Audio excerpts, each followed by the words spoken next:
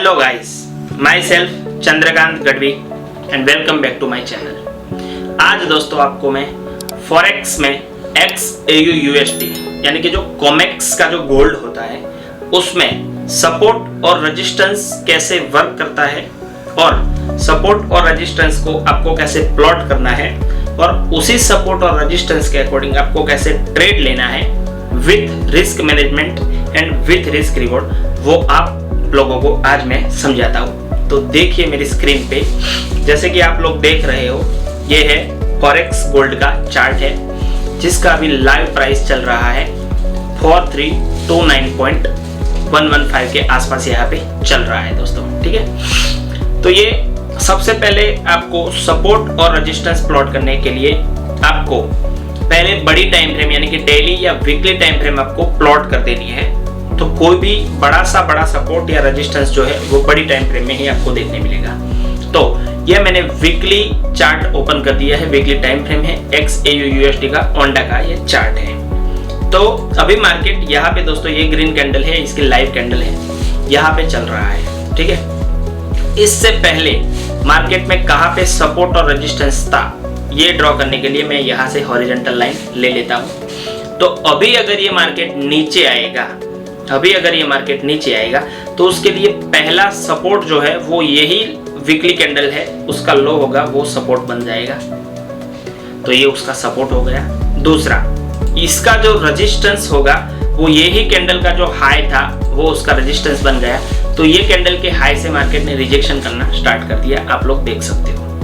तो उसी तरह से मैं आपको ये कैंडल ने, ये मार्केट जब गिरा, ये वाली जो रेड कैंडल थी, इससे पहले ये वाली रेड कैंडल बनी थी, तो ये मार्केट यहाँ से फ्री फॉल हो रहा था।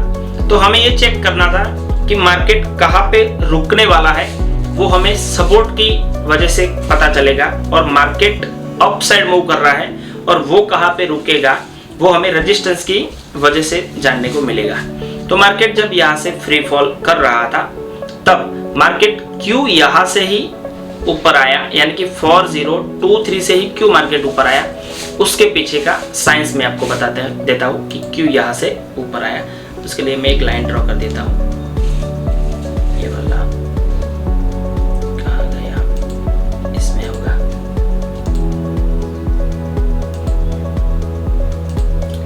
यहाँ से मार्केट क्यों ऊपर आया वो मैं आपको लॉजिक बताता हूँ दोस्तों कि क्यों यहाँ से ही ऊपर आया। तो हम सपोर्ट अगर ड्रॉ करते हैं वीकली कैंडल में, तो ये वाला एक तो जो था सपोर्ट, मार्केट जब यहाँ से नीचे आ रहा था तो ये एक सपोर्ट होगा क्योंकि ये वीकली कैंडल का लो है। दूसरा सपोर्ट जो हमारा होगा, जिसको रिस्पेक्ट किया है मार्केट ने, वो ये वाली जो ग्रीन कैंडल थी, ग्रीन कैंडल, क्योंकि नॉन टेस्टेड ही हमें सपोर्ट और रेजिस्टेंस ड्रॉ करना है। तो ये ग्रीन कैंडल का जो लो था वो हमारा एक सपोर्ट बनेगा, और उसी ग्रीन कैंडल के नीचे एक रेड कैंडल का लो था, वो हमारा सपोर्ट बनेगा।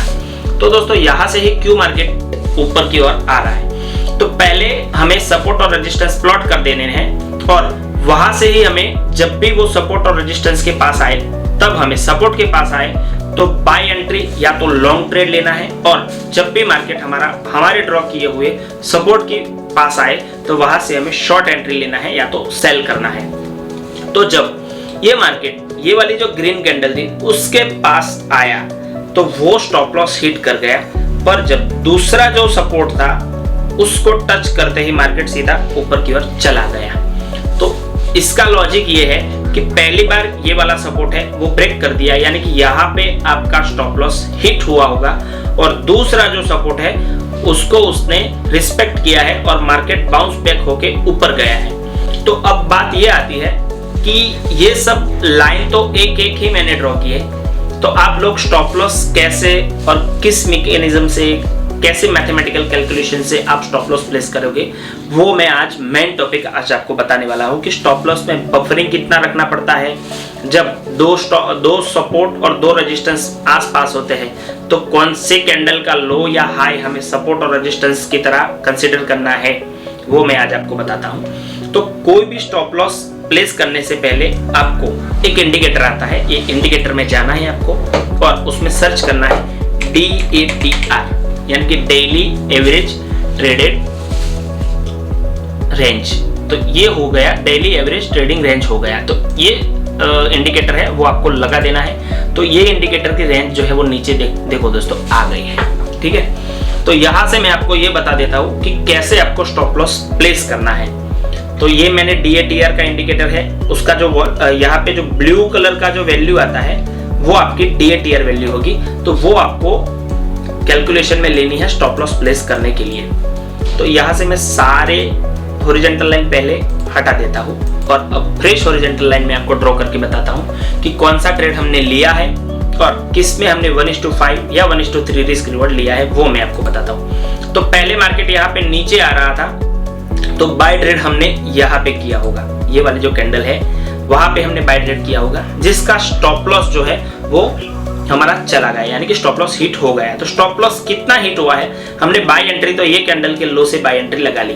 अब स्टॉप लॉस कैसे प्लेस करना है, तो ये वाली जो कैंडल है, ये जो ग्रीन कैंडल थी जिसपे मैंने सपोर्ट ड्रॉ किया है, उसका 20% DATR का वैल्यू होता है, वो हमारा स्टॉप लॉस रहेगा, यानी कि 20%। तो DATR कितना है उसका, वो हम जानने के लिए ये कैंडल पे मैंने कर्सर रखा है और नीचे ये वाली जो DATR की जो ब्लू कलर की जो वैल्यू आती है वो उसका DATR वैल्यू हुआ, वो दिख रहा है 183.242 का हमें यहाँ पे DATR दिख रहा है। तो उसका 20% हम निकालेंगे, 183 का 20% अगर हम निकालेंगे तो वो होगा 36 पॉइंट का दोस्तों।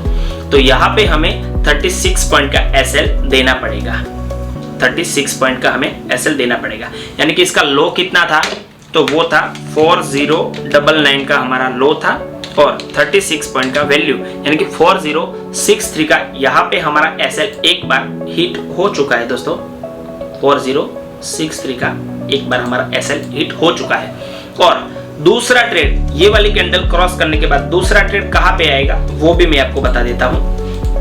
दूसरा ट्रेड आपका आएगा, ये वाली कैंडल का SL जब हिट होगा तो ये वाली जो ग्रीन कैंडल थी जो कि नॉन टेस्टेड थी, यहाँ से हमारा दूसरा ट्रेड आता है, 4039 से हमारा दूसरा ट्रेड आता है और उसका स्टॉप लॉस कहाँ पे होगा, ये वाली कैंडल का लो जहां से हमने ये ट्रेड भी बाय किया, स्टॉप लॉस हिट होने के बाद दूसरा ट्रेड हमने बाय किया, तो इसका स्टॉप लॉस भी 20% ऑफ द DATR, यानी कि ये वाली जो ग्रीन कैंडल है उस पे मैं कर्सर रखूंगा। तो DATR का वैल्यू नीचे ब्लू कलर के बॉक्स में आपको दिख रहा है, वो है 82.85, यानी कि 82.85 का 20% हम DATR निकालेंगे, वो होता है 16.57, यानी कि 16.57 होता है। और उसका लो जो दिख रहा है ग्रीन कैंडल का लो जहां से हमने एंट्री ली है वो कितनी है, 4040 से हमने एंट्री ली है, यानी कि 4040 में से मैं 16.57 बात करूंगा तो 4023 का हमारा SL आएगा दोस्तों, 4023 का हमारा SL आएगा। तो 4023 पे मैं लाइन प्लॉट कर देता हूँ। वो लाइन प्लॉट करने के लिए आपको यहाँ से कोऑर्डिनेट्स में जाके भी आप टाइप कर सकते हो 4023, ये मैंने टाइप कर दिया, लाइन सीधी वहां पे चली जाएगी।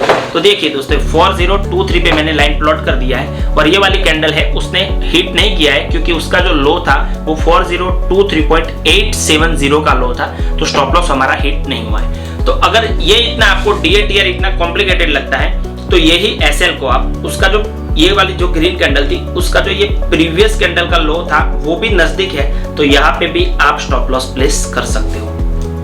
तो यहाँ से आपको ये वाली कैंडल के लो से, ये वाली कैंडल के लो से आपने जब बाय एंट्री लगाया पेंडिंग ऑर्डर, जब भी मार्केट यहाँ पे आया और स्टॉप लॉस आपने 20% of the DATR of this green candle आपने लगाया, फिर भी आपका स्टॉप लॉस हिट नहीं हुआ, और वो अगर आपको मैथमेटिकल कैलकुलेशन अगर आपको टफ लगता है तो वो ही कैंडल की प्रीवियस कैंडल का लो जो था वो भी नजदीक है और DATR वैल्यू जो थी उससे थोड़ा बड़ा है, तो वहां पे थोड़ा बफरिंग रख के आप SL रख सकते हो।